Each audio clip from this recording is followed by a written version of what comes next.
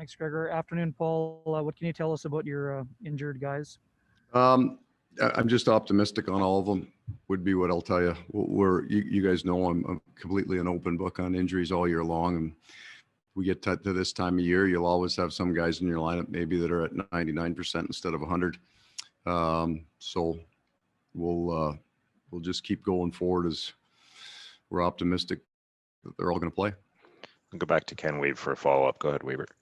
Well, what's the biggest benefit your past playoff experience, good, bad, or indifferent, can mean for you in this series with the Oilers? Well, we've had lots of opportunity over the years to take on a team that's got a lot of firepower. I think the biggest thing experience tells you is, man, you got to enjoy this. Like, you got to be excited about playing these games. I know that sounds obvious maybe to a lot of people. Why wouldn't you enjoy it? But you can't go in tight. You've got to go in excited and relish it. It's been a tough year and a half for everybody in the National Hockey League, and the payoff is you get to play playoff hockey. So it's not a play-in, it's not a bubble. It's as close to normal as we can possibly get. We've worked hard to earn that spot in the postseason. We want to make sure we give it our best shot. We'll go next to Ted Wyman from the Winnipeg Sun. Go ahead, Ted. Thanks, Gregor. Paul, how much does Connor Hellebuyck's attitude, where he always seems to be pretty positive, talks about the one thing he wants to happen now in his career is that Stanley Cup, and relishes the underdog role, all those things. How much does that rub off on the rest of the group? Well, in so much as a key leader, right? Those guys have a great impact on that idea of how you go into that first game, that excitement to play, that positive belief in themselves as individuals. Yeah, the guy that plays the most minutes is the most important guy. So he's our 60-minute guy, and he's excited, and he's obviously incredibly talented, gifted, and he's proved that. So we would feed off that a great deal. We'll go back to Ted Wyman for a follow-up. Go ahead, Ted. I know he was in a yellow jersey here today, Paul, and you haven't confirmed whether there's any chance he'll play. But how much of a difference maker could Nikolaj Ehlers be in a series like this against a team that's so fast like the Oilers?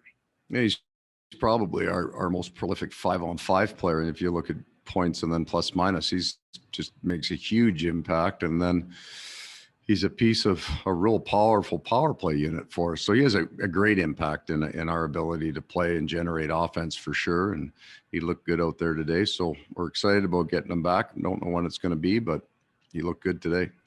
Go next to Kelly Moore from 680 CJOB. Go ahead, Kelly.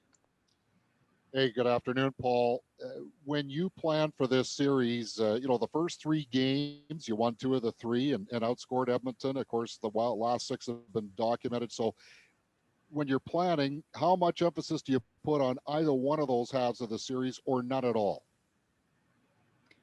Well, they're not going to change their game a whole lot, right? They've had a really good run in the back half of their season. When Smith came into their lineup, they started to win a whole heck of a lot of games, and they're confident and they're playing well. So we always would focus on where we think a team's at and plan for their very best. And then we will look at pieces of our game that we like to get against Edmonton, and there are pieces of our game that we didn't. So we want to clean those areas up, and we want to make sure that we put our best foot forward in the areas that we think we can. We'll go back to Kelly Moore for a follow-up. Go ahead, Kelly. And Paul, I know, a lot of emphasis was focused on the, 6 losses in a row and that sort of thing, and Edmonton dominating the series, but 7 of those 9 games in essence were 1-goal games. So in your mind, what were some of the differences in those close losses, or is it too simplistic to say 29 and 97? I mean, those were the finishers on a lot of those plays, right? Those were the guys that put them over the tipping point in those tight games. So, I mean, you're not eliminating them from the series. They've got the numbers that they have. Everybody's had a plan for them going into each game, and it's they're not sneaking up on anybody. I think that our game has had a fairly substantial shift in style, and it started in a stretch of hockey where we were losing games, but that really believed that that's going to be the best thing that happened for us because we didn't score easily and we had to grind it. So that is the underdog mentality, right? You're going to try to give the other team as little as possible and still make sure you're aggressive enough that you can get yours. Go next to Murat Test from The Athletic. Murat. Thanks, Gregor. Hi, Paul. I'm wondering what opens up for you guys offensively or just defensively in terms of playing against this team when you guys get really, really good reloads?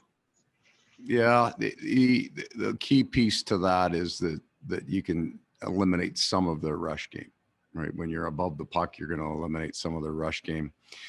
The Oilers aren't necessarily one team, right? They've got some elite offensive guys. The rest of their hockey club's pretty committed to playing a hard defensive game. They're not going to give you a lot of easy offense. I think it's those two men draw so much attention and so much of the focus. You kind of think, well, this is how the Edmonton Oilers play. And that's how those two guys play, right? Because they're just incredibly up. But the rest of that group, and them included, right? They're not cheating the game defensively anymore, but they got a whole bunch of guys that are pretty darn good grinders that are pretty committed to that part of the game. So it's big chunk of the game is going to look like that. It's not going to be the idea of the Oilers and the Jets offensive flying back and forth up and down the ice. There's going to be a whole lot of grind in the series. It just won't get noticed. It'll probably be a flourish that some of that skill comes out on either team that we'll talk about, right? The great finishing skill on some of the players in the game, but it'll be the grind that is the biggest chunk of this game.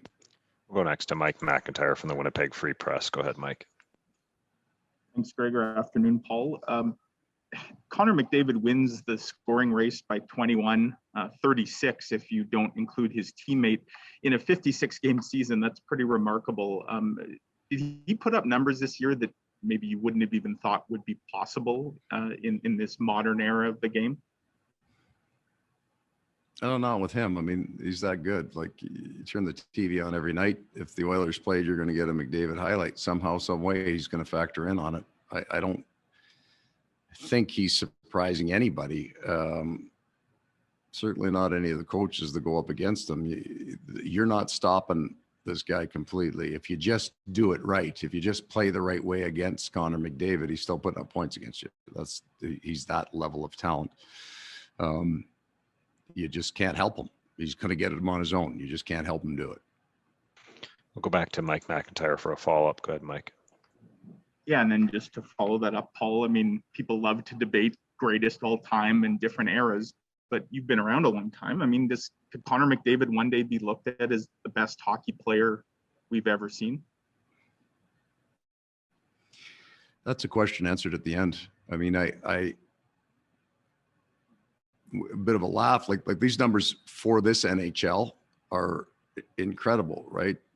And then Mr. Gretzky had 50 goals in 39 games, right? So when you take a look at these multiple point games, I mean, it's incredible. And then Wayne Gretzky's like here. So being that I've seen those guys, he's in that group of players that I got to watch where it's just so much different than everybody else. And I would put Wayne Gretzky, but I was kind of coming into the league toward the end of it for him.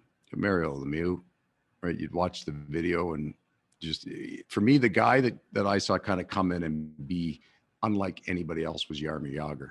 He was unlike any other player. The strength and the power on the puck and change the way you play a one-on-one. He just come on, get on my back and I'll carry you to the net.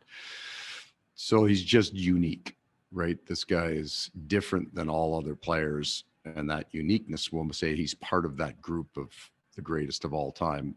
We can only say that we'd have to wait to the end, I think, to know the answer. And final question to Jim Matheson from the Edmonton Journal. Go ahead, Jim. Two questions, Paul. Does it always come down in the playoffs to our goalie's better than their goalie? I mean, you can talk about McDavid and Draisaitl, but does it not always just come down to the two goaltenders at either end of the ice? I think if it's even, the answer would be yes, right? There are some pretty impressive goalie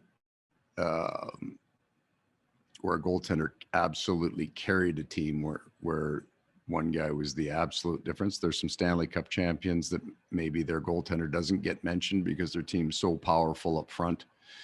But in almost all of these playoff series that you see, well, let me answer this. I've always thought that the Conn Smythe Trophy is kind of decided.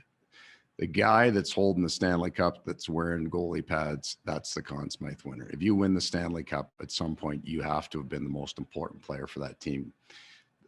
that's a general theory. I mean, but I think it might hold pretty close to true. The goalie for the team that wins has to have been the best player over 2 months for that team to win. One other question. Mike Smith stops pucks, but is he the hardest goalie to dump the puck in against because he handles the puck better than just about any goalie? Yeah, I think that's probably true right now. You go back to Marty Brodeur had a huge impact on the game. We felt for a long time in Nashville, Pekka Rinne, because he skated so well, would get out to so many pucks. That was a real challenge for us when we would play them in the playoffs. And now it would be Mike Smith with his ability to change, what at least your focus on how the puck goes in. You can't be casual about it or it's going to be a real problem for you.